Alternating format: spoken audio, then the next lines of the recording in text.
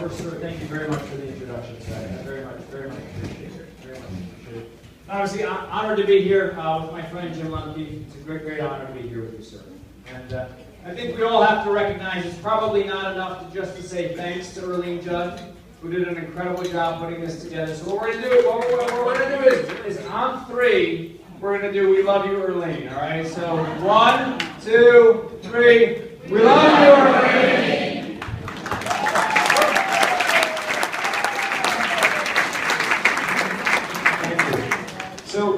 So Erlene said to me, I don't know, this was a couple months ago. She said, "Listen, we're just going to have this really small event. We want to pull a couple folks together, and we just want you to come out and just say a few words to just a few of Jim's friends." Right? And Jim, you obviously have a lot of friends. A lot of friends. But I think actually that's really one of the things that's special about Jim. The first time that I met Jim, you had a sense that this was a man who, if you had a problem, if you needed some help, and you called Jim, you knew that he was going to be in his car on his way to you before you hung up the phone. This is a man who's been a real friend to all of you who are here tonight. He's been a great servant to all of us, and I'm honored to have him a friend, and I think we're all grateful to have him as a friend who's going to be here to continue to serve with us moving forward. So we're really honored to be here with you tonight.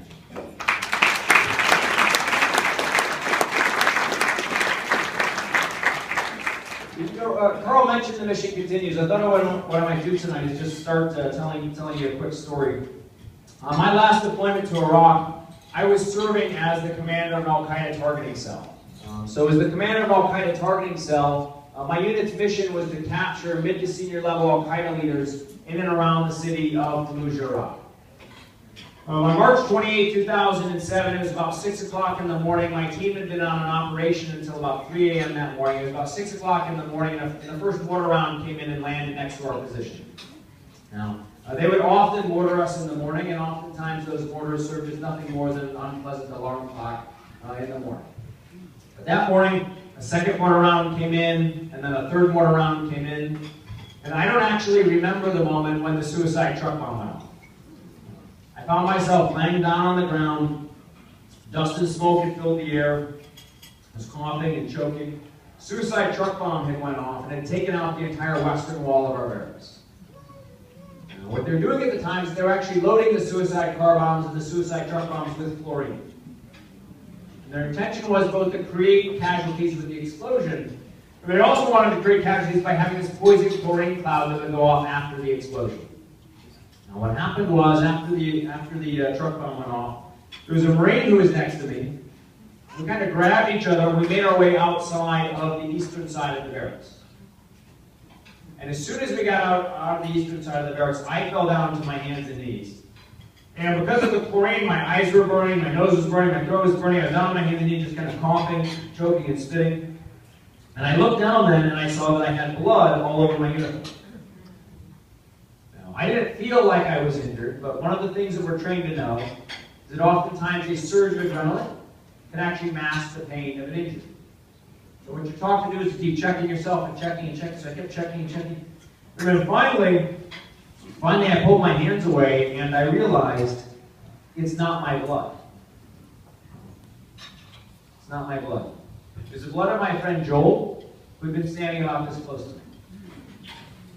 That for me was a really tough moment as a leader on the front line. As a leader on the front lines, you know that you have two missions every single day. One is the mission that has been handed down to you.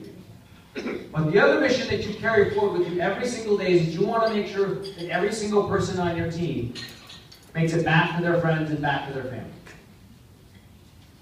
Now, Joel ended up being, he had a severe head injury. He was casualty evacuated all the way back to the United States.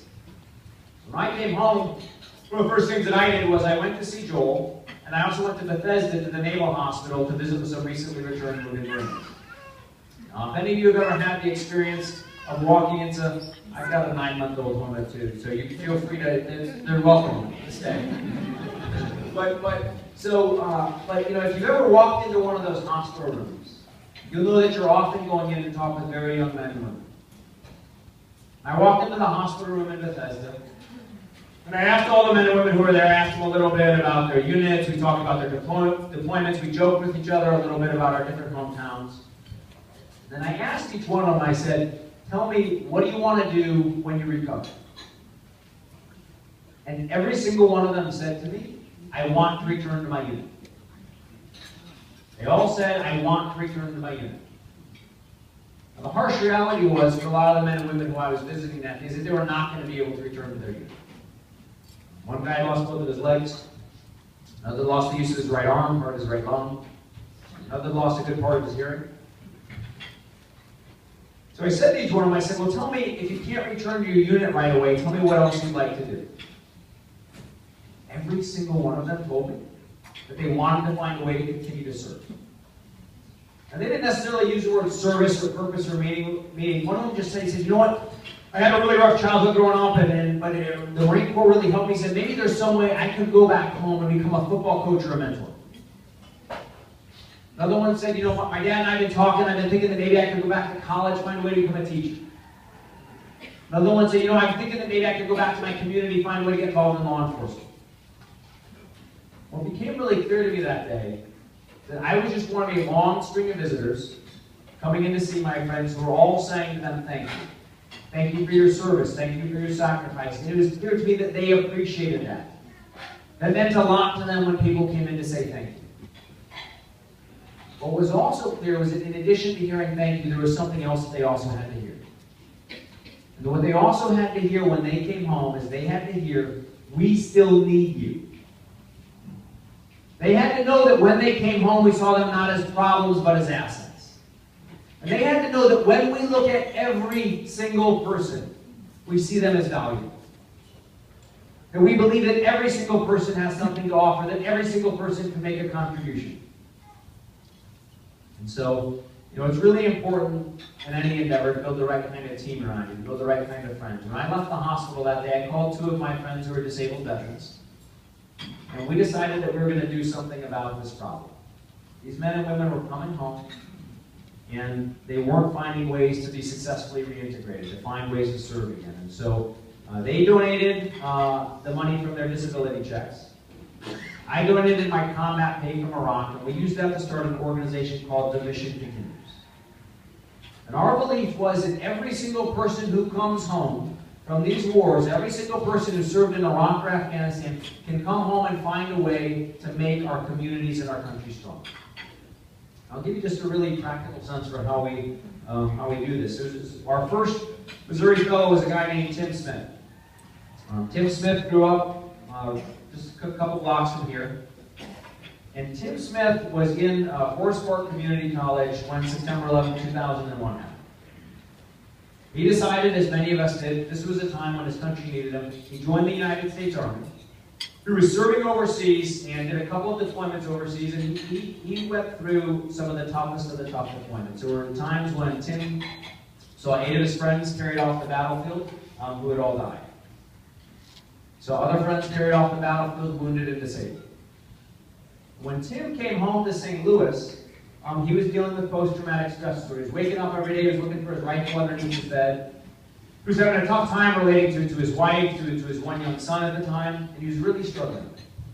He was at the time, he was working the midnight shift, part-time at the post office downtown, doing the best he could to try and support his family.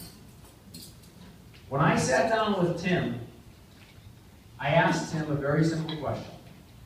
The very simple question was, how do you want to continue to serve? What kind of difference do you want to continue to make?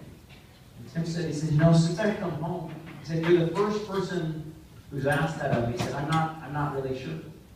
Now, I have a belief that if you really love people, if you really care about them, if you really respect them, then you're willing to challenge them. And I challenged Tim, and I said, Tim, your family and this community and your country still needs everything that you have to offer. How are you going to serve it?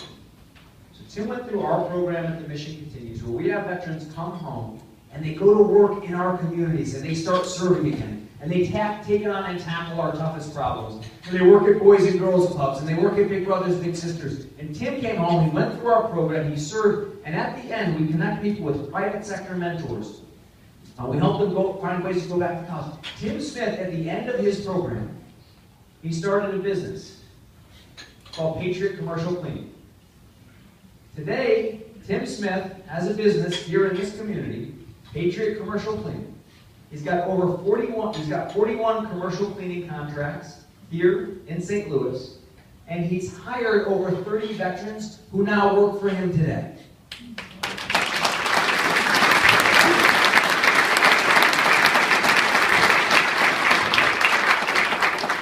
He's come back home and he's found a way to live a productive and purposeful and meaningful life. And he's not the only one. Natalie Williams, again, from right here in St. Louis. Natalie was serving in the United States Navy. She was overseas. She was in a terrible accident where a propeller actually ran through Natalie's face. Natalie lost her right eye. Went through dozens of surgeries when she came home. And things were tough for Natalie when she came home. When Natalie came home, her husband divorced her.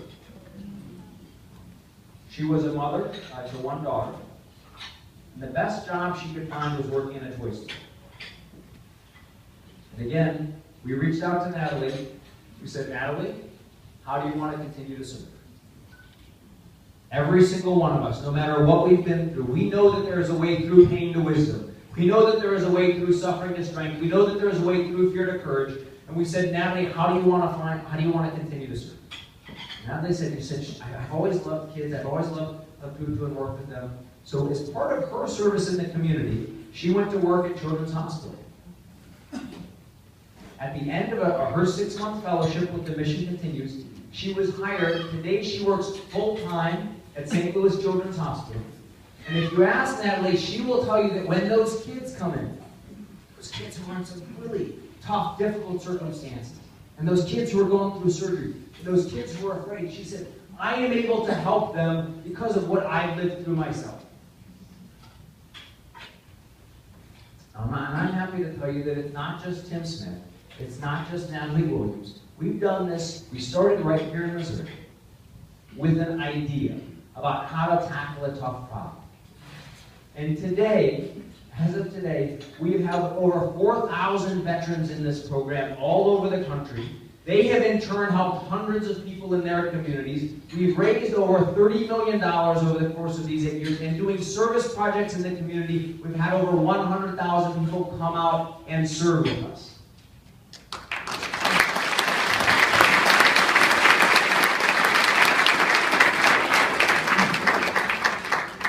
And I'll tell you something else.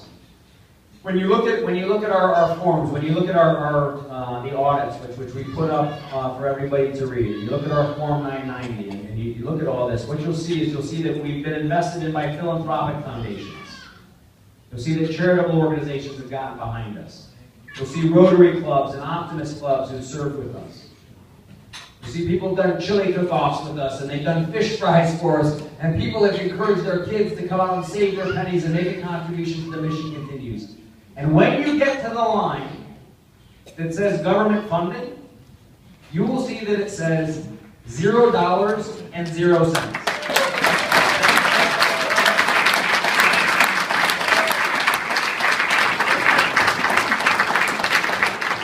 What we want to set out to prove is that we can tackle important problems. We can do this together. We've got 2.6 million veterans who've set foot in Iraq and Afghanistan, who've gone overseas to defend our freedom. And we know how important it is that this generation of veterans be reintegrated here at home. And the way we solve that problem is by calling on families, and calling on strong churches, and calling on proud synagogues, and calling on communities, and civic organizations, and companies who are building prosperity in the free market. And we've come together, and that's how we were able to solve this problem. And what I know when I see people do this, is that they see that there's real hope for us. So just 2 weeks ago, I had 100 veterans and about 100 other volunteers from the community, and we were out in Ferguson. We went to Ferguson, and just 200 volunteers all got together, and we were building an outdoor classroom for kids in Ferguson so they could learn ecology and biology. They've got a place in Ferguson in this outdoor classroom where